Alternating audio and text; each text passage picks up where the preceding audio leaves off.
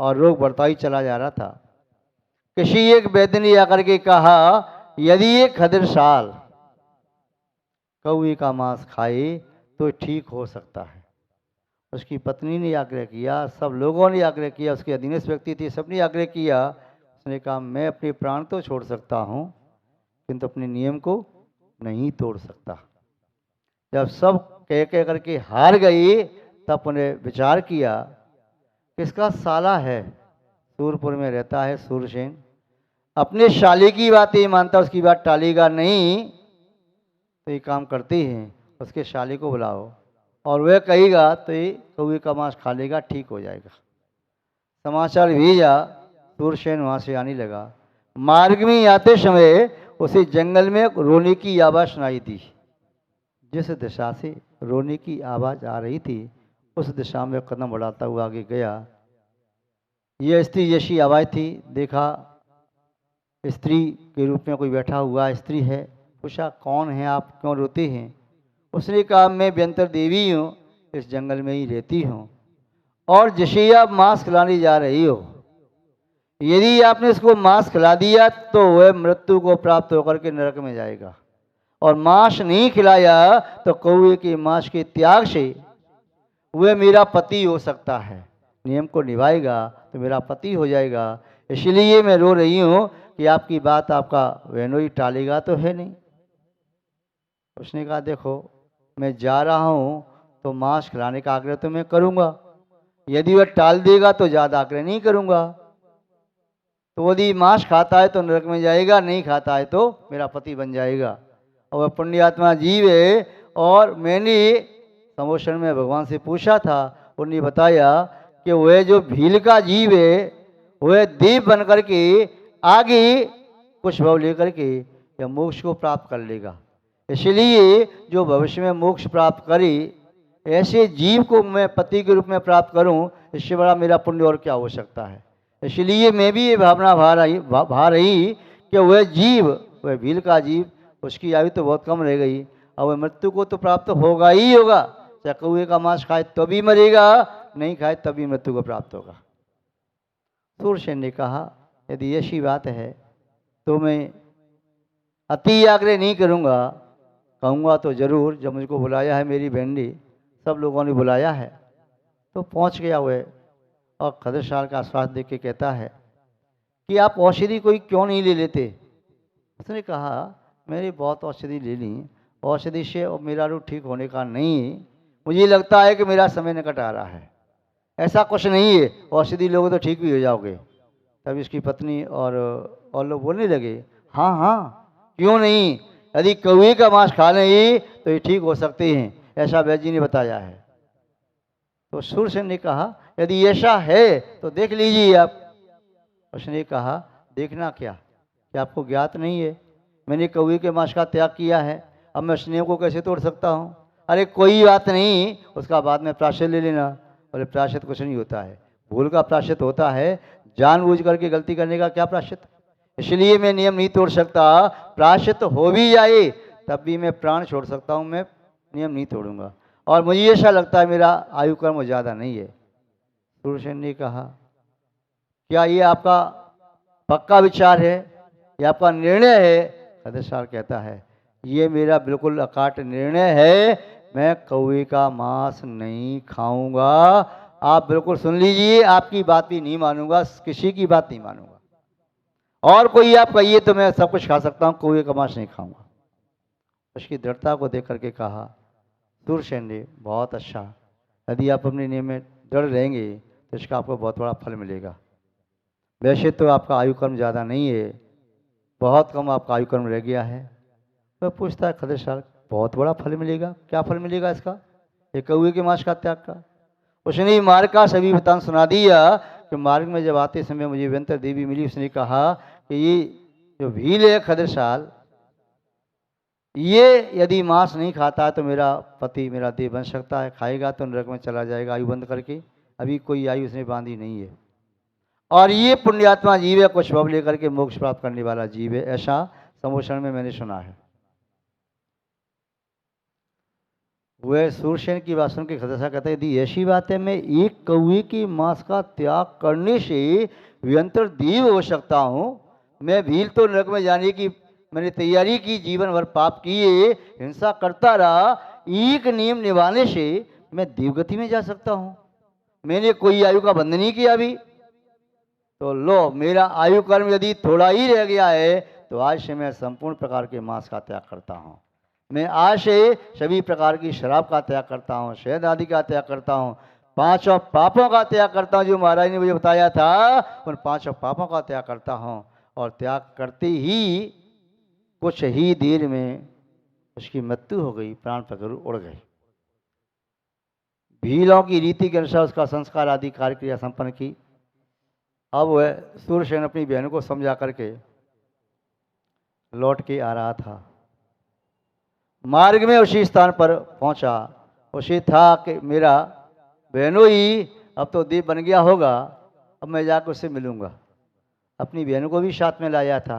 बहन ने भी बात सुनी तो कौतुक हुआ कि मेरा पति यदि दीप बन गया है, यदि ये बात सही है तो फिर मैं भी सब प्रकार के मांस का उसका त्याग कर दूंगी। जैसे नियम मेरे पति ने लिए उसी प्रकार के नियम मैं भी स्वीकार कर लूँगी। क्योंकि कुलांगना जो होती हैं, कुलीन कन्या के बाद में जिसकी पत्नी बनती हैं, वे अपने पति के धर्म का पालन करती हैं और दृढ़ता से पालन करती हैं। और कई बार तो ऐसा होता है अपने पति को धर्म के मार्ग में लगाने में उनकी बहुत बड़ी भूमिका होती है।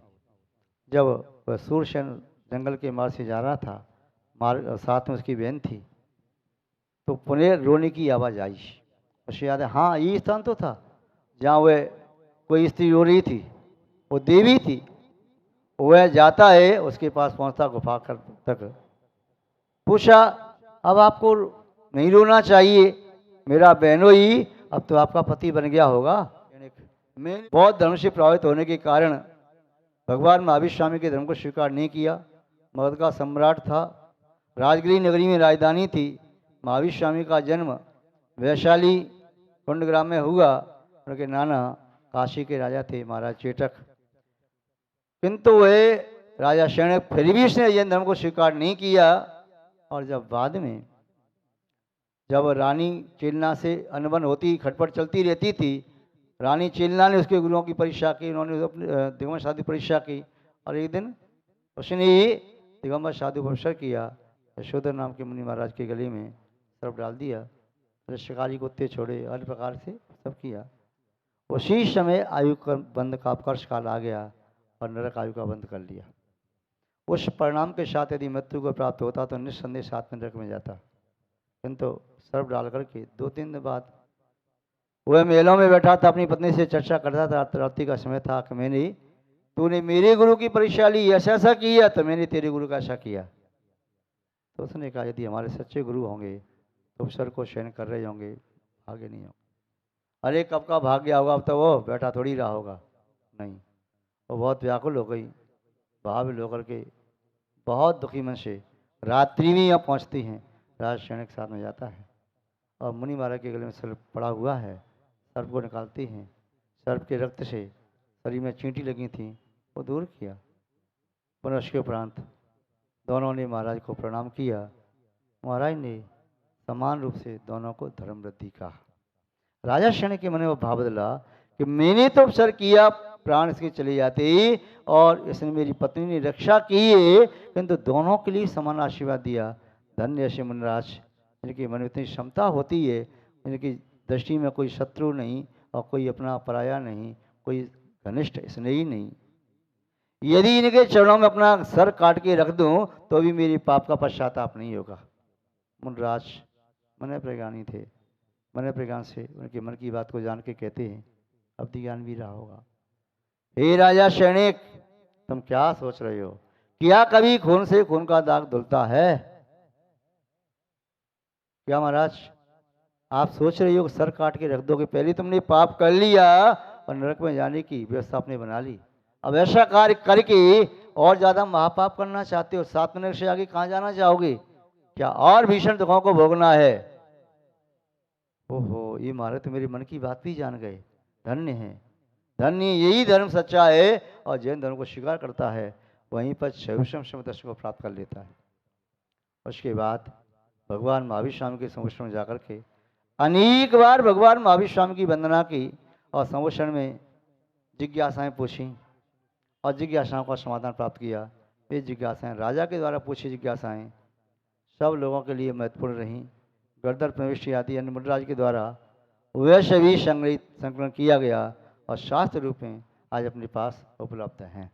तो वह राजा शयनकाजीव जिसने भगवान महावीर स्वामी के संवत्सर में 16 कारण भावनाओं को भाकर तीर्थंकर पति का बंद कर लिया। यह वही खद्रसाल नाम का भील है जो स्वर्ग में देव हुआ, राजा शयनक बना और आगे अभी नरक में है। नारकी पहले नरक में 84,000 वर्ष की आयु है। वहाँ से निकल करके इस भरत क्षेत्र में जब पंचम काल निकल जाएगा, फिर छठवां काल आएगा, फिर छठवां काल आएगा, फिर पंचम काल आएगा, फिर चौथा काल आएगा। चौथे काल के प्रारंभ में लगभग 1,000 वर्ष निकल जाने पर वह प्रथम महापद्म नाम का तीर्थंकर होगा। कौन सा जीव? यह खदिरसाल नाम का भील जिसने कौए के मांस का त्याग किया था। उस भील की पर्याय से देव पर्याय, राजा शयन की पर्याय, नरक की पर्याय, तीर्थंकर पर्याय 4-5 अवस्था धारण की वे जीव इतनी जल्दी मोक्ष प्राप्त कर सकता है। फिर जिन जीवों ने मध्यमास मधु का पूरा जीवन त्याग किया है, व्रत और प्रतिमा का पालन कर रही, धर्म ध्यान करने वाले, पूजा पाठ करने वाले, स्वाध्याय जाप और तीर्थयात्रा करने वाले हैं, उन जीवों का तो भव ऐसा मानना चाहिए वास्तव में बहुत कम हो सकता है। आगे बढ़ते हैं। श्लोक नंबर 46। मध्यशावद्यमूलस्य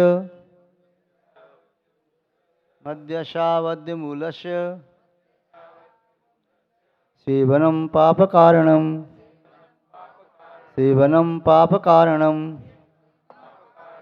परत्रास्ताम्यहामुच्चैः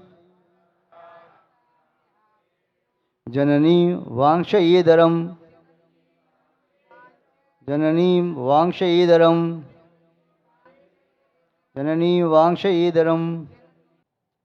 मद्य माने शराब, मद्यस्य अवद्य मूल कारणम। शराब अवद्य माने पापों का एक कारण है, पाप है। अवद्य क्या है? पाप है और पाप का मूल कारण है। ऐसी शराब का सेवनम जो सेवन करता है उसके जीवन में इस शराब के सेवन से होने वाले पाप तो होते ही हैं, अन्य पापों में भी लिप्त होता है। शराब का सेवन करने वाला व्यक्ति मांसाहारी भी हो सकता है, मधु का सेवन करने वाला हो सकता है, हिंसक भी है, झूठ बोलने वाला भी है, चोरी भी करता है, अब्रह्मी सेवन करता है, परग्रह संचय करता है, सभी पापों का करता है। एक मद्य सेवन सभी पापों का कारण है और मद्य सेवन भी अपने आप में पाप का कारण है।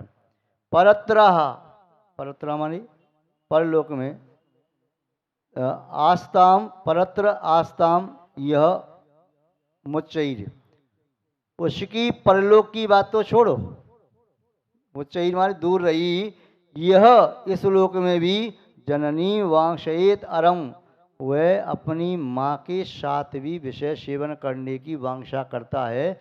शराब के नशे में जब चूर होता है उसे नहीं मालूम कौन माँ है, कौन पत्नी है, कौन बहन है, कौन बेटी है।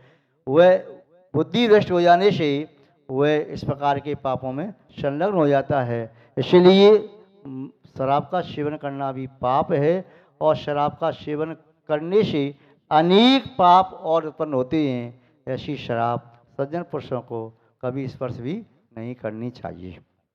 गर्म तो शुचि वस्तुना शुचि वस्तुना मप्याधाय रसांतरम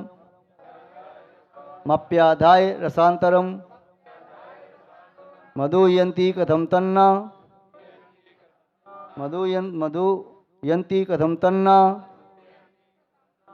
पवित्रम पुण्यकर्मसु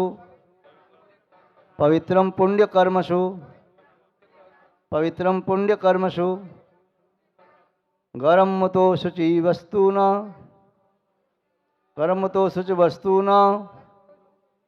मप्याधाय रसांतरम मधुयंती कथम तन्ना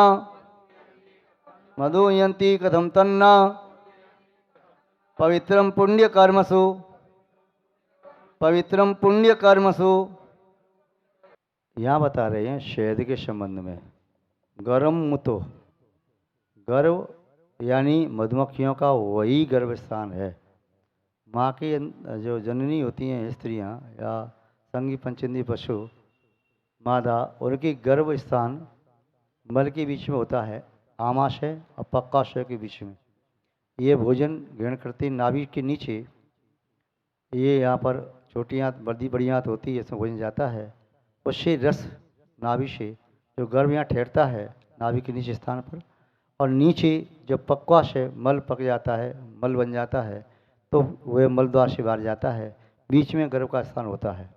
तो ये तो पशुओं में और स्त्रियों में, मनुष्यों में संभव है, किंतु जो मधुमक्खियाँ होती हैं उनके उदर में गर्भाशय ऐसा नहीं होता, क्योंकि उन मधुमक्खियों का जन्म सबका सम्मोचन होता है।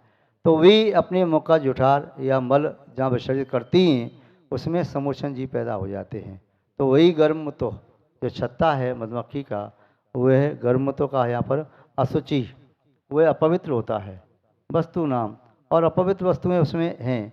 उसमें पराग जो लेकर के मधुमक्खी आई तो उसे जूठन करके उसमें निगल दिया, उसमें मल आदि विसर्जित कर दिया, और उसमें जीव पैदा होती जा रही असंख्यात जीव। ऐसा हुए मधु। गर्म तो यानी घास आदि जो होते हैं पेड़ों से आध्याय ग्रहण करके प्रशांतरम, जैसे अन्य रसादि को उन्होंने बनाया है, मधुयंती वह मधु कहलाता है। उसमें पुष्पों का रस भी है, मधुमक्खियों का जूठन भी है, उसका मल मूत्र भी है, ऐसा उसमें, और जीवों की राशि भी असंख्यात। ऐसा कथम न तत्, वह मधु यंती जो मधु होता है, कथम तत् न, वह कैसे नहीं होता है अशुद्ध, अर्थात वह कैसे, वह त्याग करने के योग्य नहीं होता, अवश्य त्याग करने के होता है। पवित्रम पुण्य कर्मसु, पुण्य कार्यों में अपवित्र मधु का प्रयोग क्यों किया जाता है? वैदिक परंपरा में कहीं कहीं शहद का प्रयोग किया जाता है। तो ये इतना अपवित्र है, इसे पुण्य के कार्य में ग्रहण कैसे किया जाता है? बड़ी आश्चर्य की बात है। तो जैन दर्शन में तो इसको स्पर्श करना भी वर्जनीय है, निषिद्ध है, किंतु यहाँ किया जाता है उनके लिए कहा। बड़ी आश्चर्य की बात है, इतनी अपवित्र मधु को और पूजा के नाम से इस प्रकार ग्रहण करते हैं, तो उचित नहीं है।